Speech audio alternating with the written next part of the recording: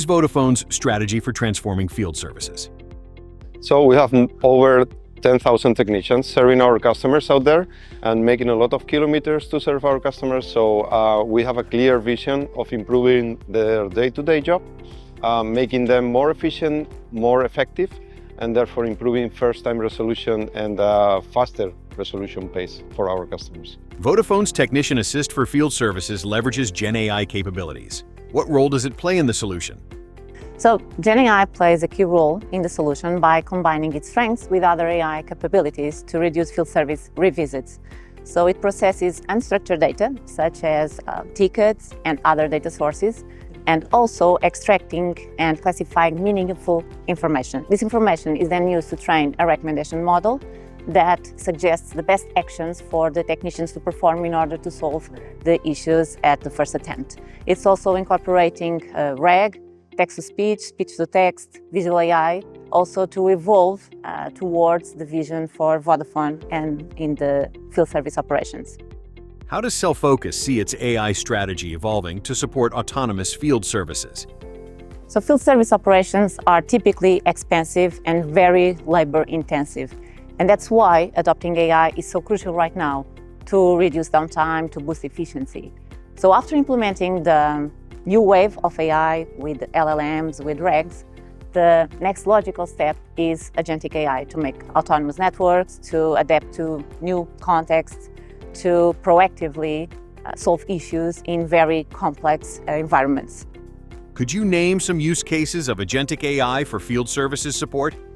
For instance, it can be used to support on-site decision-making and streamline other processes, such as assistance, with technicians engaging in a conversational way with agentic AI tools to support what they need to do, to perform.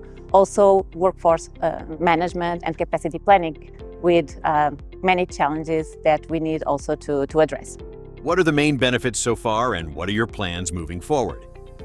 So far, we have seen improvement in the first-time resolution with the tests that we have developed of almost 30% of improvement in there. We are aiming to improve those figures as well going forward. And next plans are to improve also not only field technicians, but remote technicians in one hand, and second hand to deploy our solutions across all the markets in which we operate. What do you believe is key for successful AI adoption? So for successful AI adoption, the key is indeed people.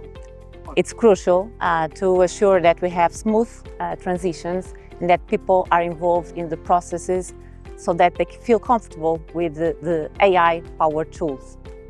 And for that, it is also crucial to have specific approaches to promote this type of initiatives. So AI shall be embedded into the existing tools rather than introducing new ones.